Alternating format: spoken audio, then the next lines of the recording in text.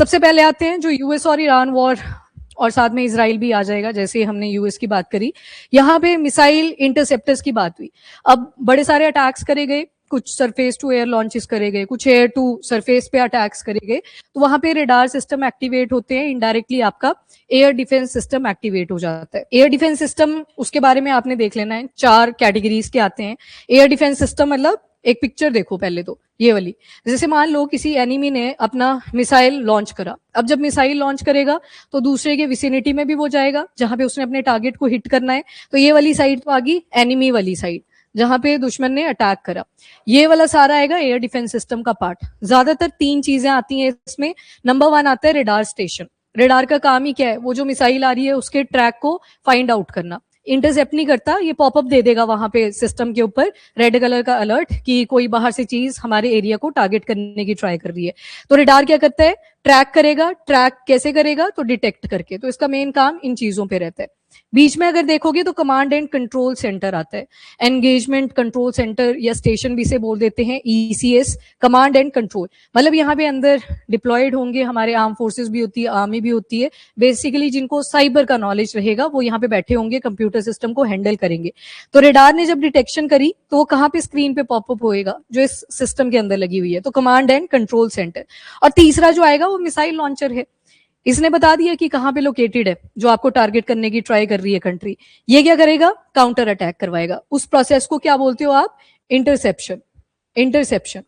तो यहाँ पे ईरान ने इस बारी कौन कौन से एयर डिफेंस सिस्टम यूज करे, थोड़ा सा यूएस का केस स्टडी बताया हुआ है, यूएस के पास कौन कौन से अवेलेबल हैं। एक बहुत इंपॉर्टेंट साउथ कोरिया का जो एयर डिफेंस सिस्टम है उसका भी मेंशन करा गया। तो ये सारी चीजें आपने थोड़ा प्री के पॉइंट ऑफ व्यू से देख लेनी है। बाकी मैकेनिज्म यही रहता है, पहले मिसाइल लॉन्च हुई किसी दूसरी कंट्री की तरफ से, अब वो स्पीड पे आ रही है तो रेडार का फंक्शन करना बहुत ज्यादा इंपॉर्टेंट हो जाता है। रेडार ने उसको डिटेक्ट करा और साथ में उसका ट्रेसिंग करा, कि ट्रैक करा पाथवे की कहां से आ रही है, किस डायरेक्शन में जाके हिट करेगी।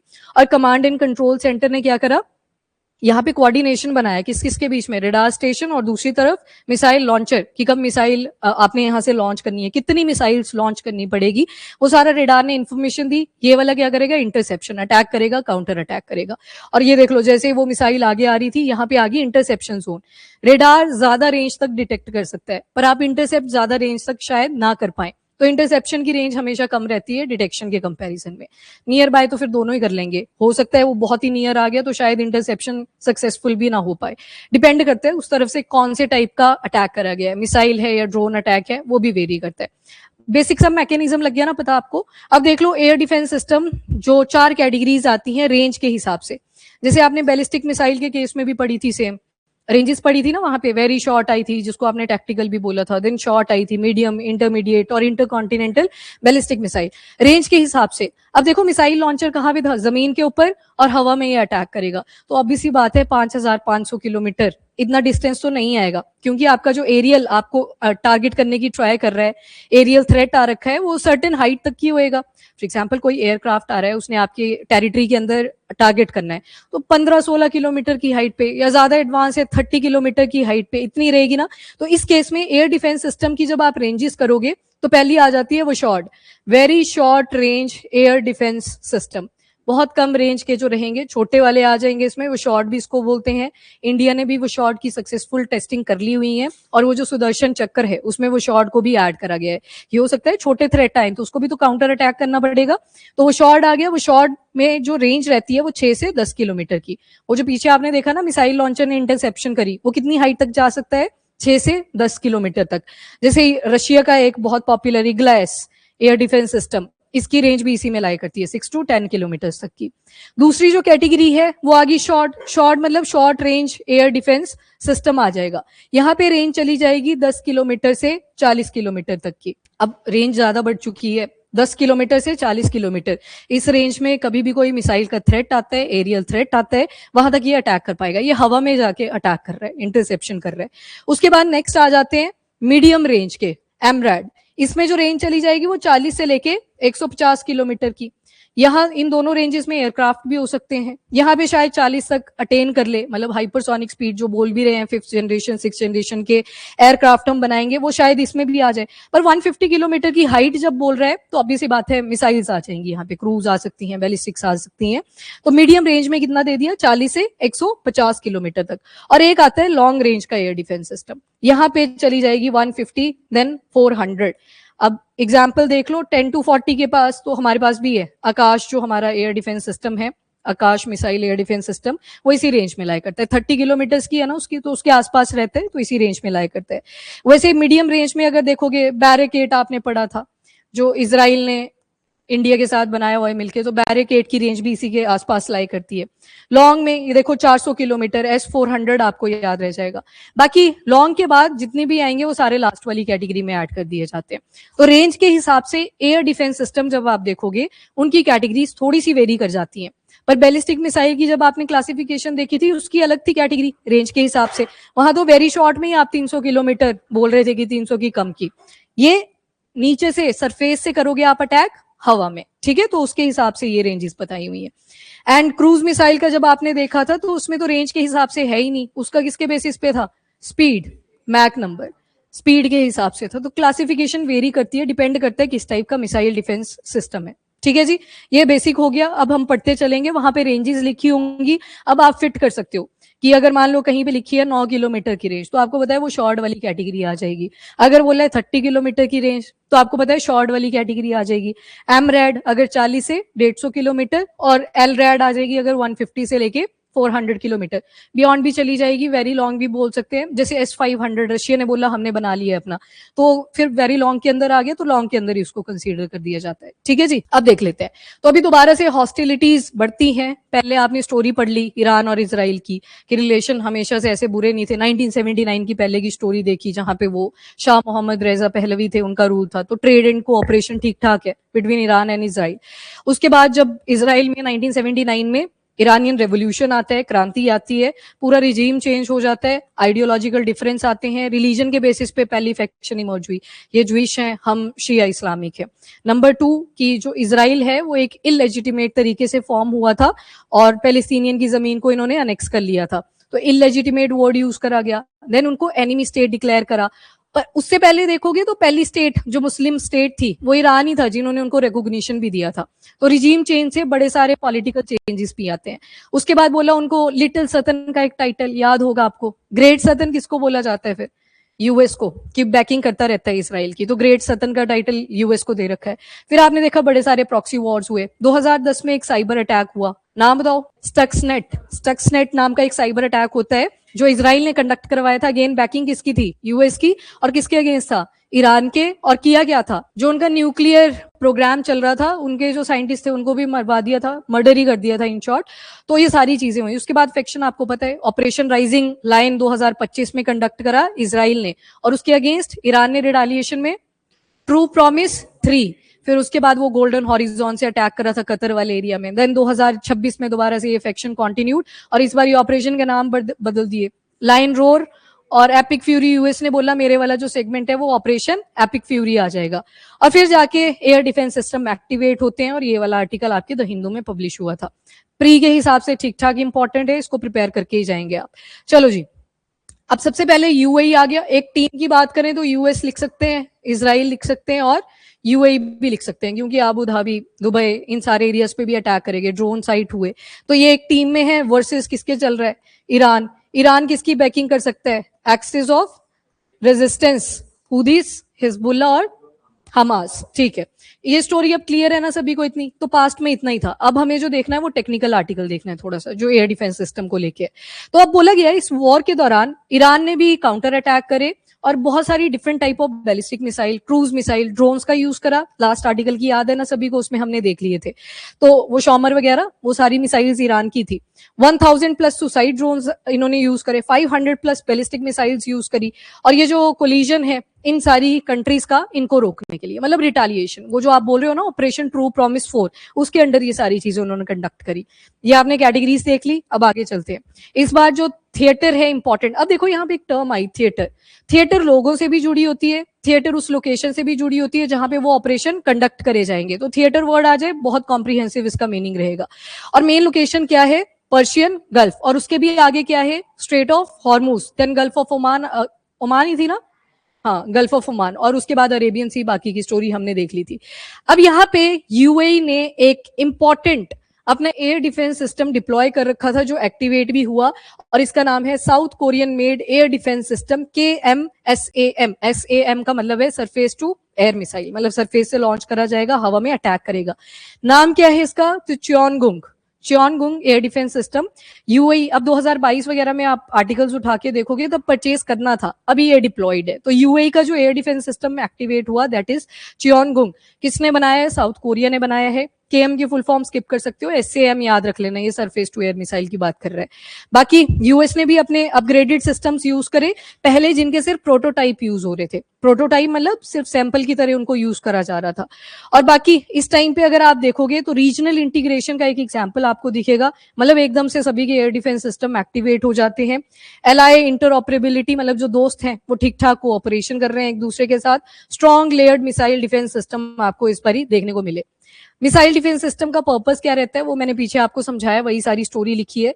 सेंसर्स होते हैं, सैटेलाइट या फिर रेडार स्टेशन की हेल्प से आप फाइंड आउट करते हो कि एरियल थ्रेट किस डायरेक्शन से आ रहा है, तो उसको फाइंड आउट कर लिया, फिर एक्टिवेट हो जाता है आपका कमांड सेंटर, वहीं पे सारी स्क्रीन के ऊपर चीजें आ रही होती हैं, यही बताते हैं इंटरसेप्ट कितनी रेंज के ऊपर करना है, मिसाइल लॉन्च कब करनी है, कौन डिसाइड करता है, जो अंदर कौन बैठे थे कमांड सेंटर के अंदर, वही मिसाइल को भी लॉन्च करेंगे, यानी कि इंटरसेप्शन। उसके बाद बेनिफिट क्या होता है, तो बोला कि जिंदगियां बचाता है, प्रॉपर्टी बचाता है, एनिमी को डिस्करेज करता है कि आप मिसाइल यूज ना करें, तो ये एयर डिफेंस सिस्टम का मेन काम रहता है।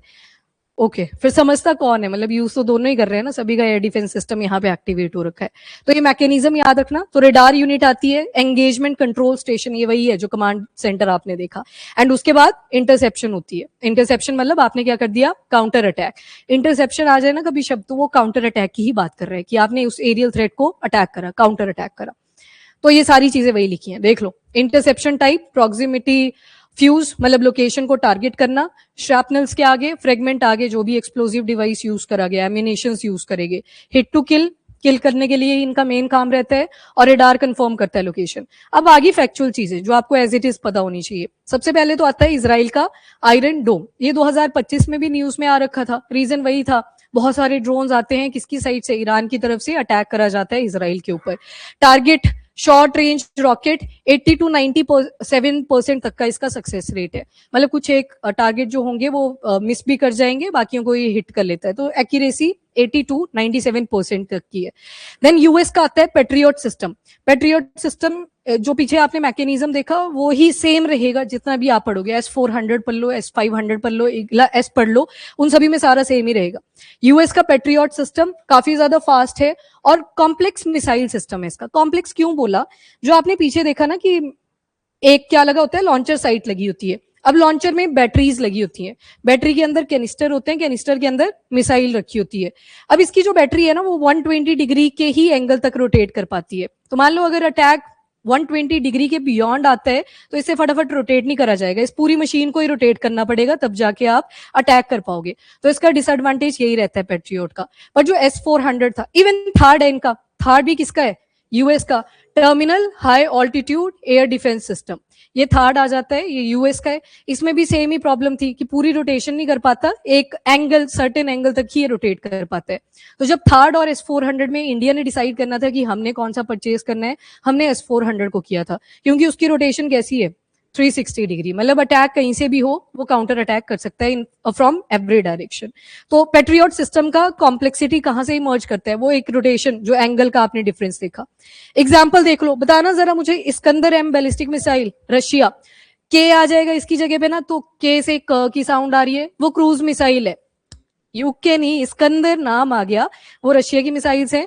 यहाँ पे एम है तो बैलिस्टिक मिसाइल है, क के ये आ जाएगा तो वो क्रूज मिसाइल का वर्जन है। किंजल हाइपरसोनिक मिसाइल, ये भी किसकी है? रशिया की। ये जस्ट एग्जांपल दिए हैं कि जो पेट्रियट सिस्टम है कहाँ कहाँ पे यूज करेंगे, कितनी बार यूज करेंगे। तो अगेंस्ट इन मिसाइल्स के एक तो 6 किंजल हाइपरसोनिक मिसाइल्स इन्होंने अटैक करने की ट्राई करी थी, 100% इंटरसेप्शन पेट्रियट ने कर दी थी। पेट्रियट मतलब यूएस की बात करी।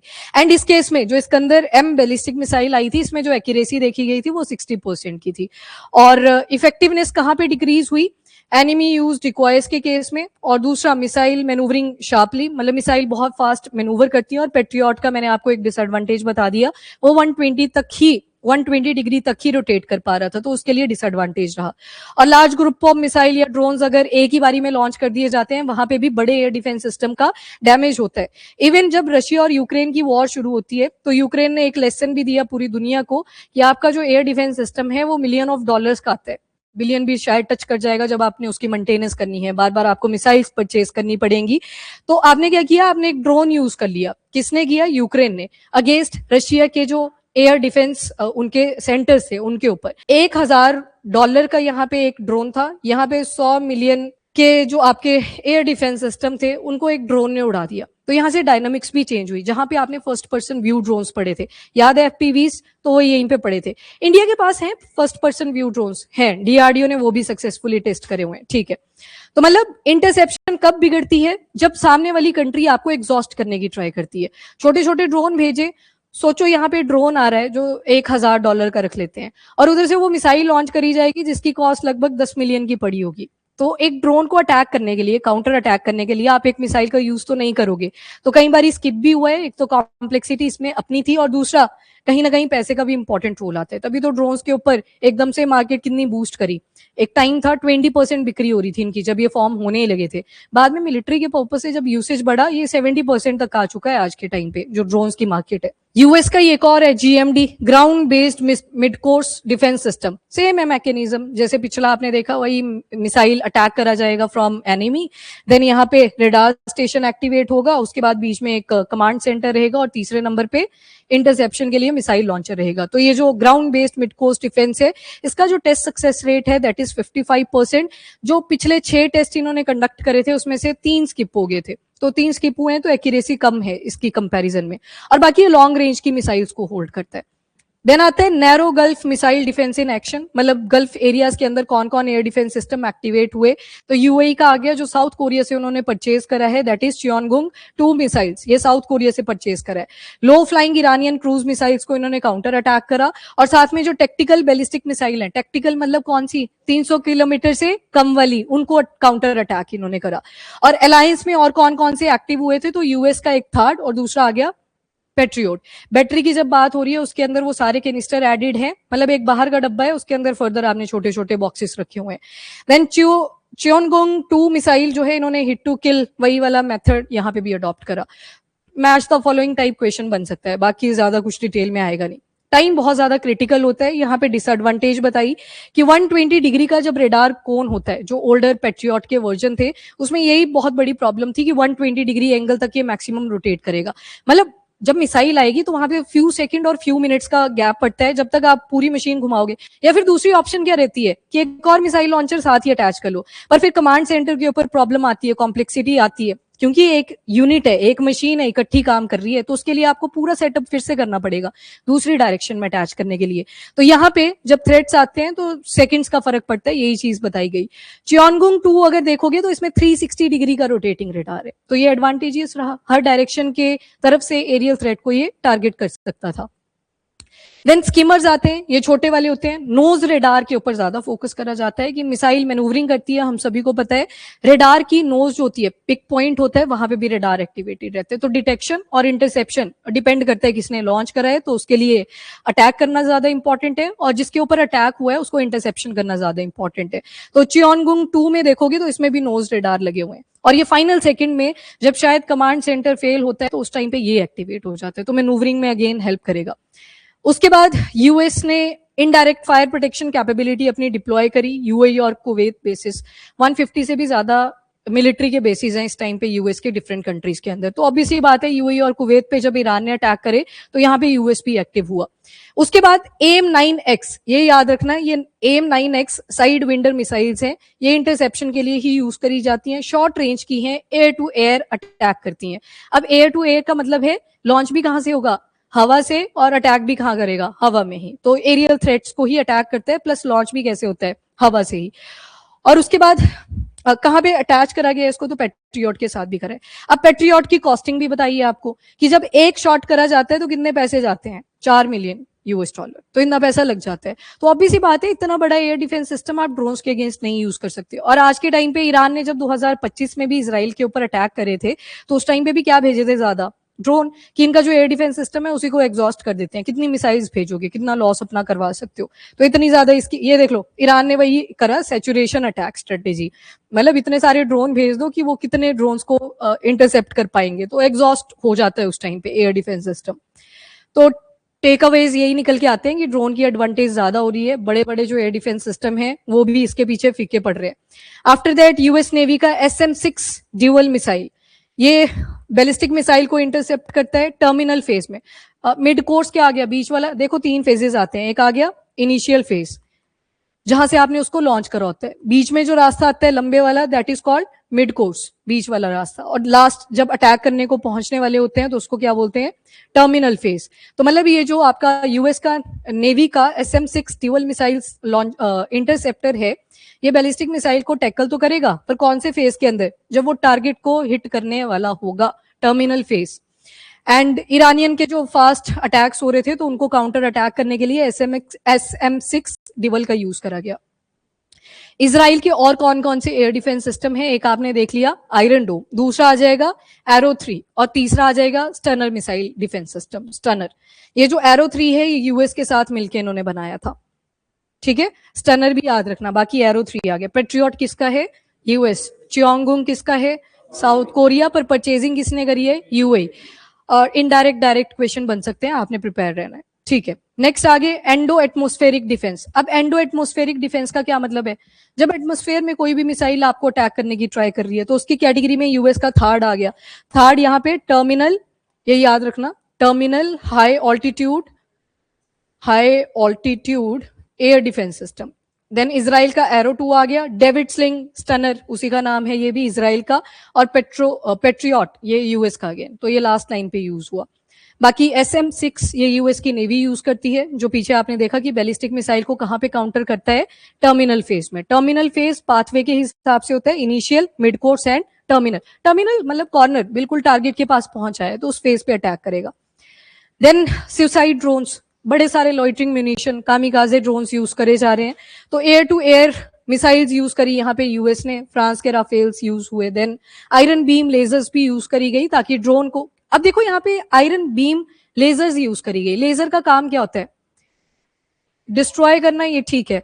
बाकी ये इलेक्ट्रॉनिक वॉरफेयर है, जब ड्रोन की बात करते हो आप तो उसका सिस्टम ही डिसफंक्शन कर दो तो बीम्स का यूज करा जा सकता है। तो उतनी कॉस्ट जब आपको एक मिसाइल के लॉन्च करने पे पड़ रही थी उतना खर्चा करने की जरूरत नहीं है अगेंस्ट द ड्रोन। इसके अलावा यूएस का क्वाड्रुप्लेड दैट इज थर्ड, और PAC-3 वही है पेट्रियट, ये सेगमेंट जब स्पीड वगैरह आपको इंक्रीज करनी होती है तो उस केस में आप यूज करते हो।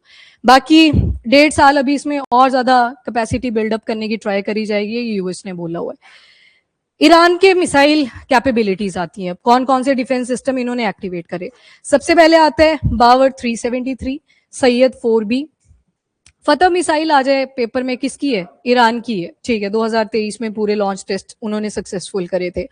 अरमान BMD आ गई ऊपर। ये जो बावर 373 और सैयद 4B आपने देखा, ये टारगेट्स को 300 किलोमीटर से कम डिस्टेंस के ऊपर टारगेट कर देता है। अरमान BMD देखा, ये शॉर्ट टू मीडियम रेंज की बैलिस्टिक मिसाइल को अटैक कर लेता है, 360 डिग्री एंगल पे ये घूमता है। शिवोम ए खोरदाद, ये मोबाइल सिस्टम है, क्रूज मिसाइल वगैरह के अगेंस्ट यूज करा जा सकता है, F-35 F-15। तो यहाँ पे ये मिसाइल्स कौन सी यूज होती हैं, वही जो सैयद 4B के अंदर यूज हुई थी। टॉर M1, ये भी शॉर्ट रेंज मिसाइल है और प्रिसीजन गाइडेड बॉम्ब्स के अगेंस्ट यूज करा जाता है। माजिद और अजराक्श तो ये लो फ्लाइंग ड्रोन्स और क्रूज मिसाइल के अगेंस्ट यूज करा जाता है। जस्ट नाम याद रख लेना, उतनी ज्यादा रेंजेस पे शायद सवाल ना बने, पर आपको पता होना चाहिए एटलीस्ट कि ये ईरान के एयर डिफेंस सिस्टम है जो एक्टिवेट हुए जब ये सारा कॉन्फ्लिक्ट शुरू हुआ, जब एक कंट्री ने दूसरी कंट्री को अटैक करा एंड वाइस वर्सा। तो बावर 373, सैयद 4B, अरमान BMD, शिवो में खुर्द और तौर M1, माजिद और अजराक्श, तो ये सारे आ जाएंगे ईरान के एयर डिफेंस सिस्टम। बाकी लिमिटेशन आई थिंक क्लियर है आपको। ईरानियन जितने भी एयर डिफेंस सिस्टम है उसमें एक ही पंगा है कि एक बैटरी के अंदर ज्यादा एमिनेशन आप नहीं लोड कर पाते, तो उनको बार बार से गैप लेना पड़ता है, तो लोडिंग करनी पड़ती है, तो उसमें टाइम अगेन वही आ गया, फ्यू सेकंड और फ्यू मिनट्स का ही गैप पड़ता है, तो उससे सबको आपके ऊपर अटैक हो सकता है। तो ईरानियन एयर डिफेंस सिस्टम उतने ज्यादा डेवलप नहीं आपको मिलेंगे जितने बाकी हैं, पर इन्होंने ड्रोन का बड़ा ज्यादा यूज करा। तो ड्रोन कैसे यूजफुल रहा वो आपने पीछे स्टोरी देखी।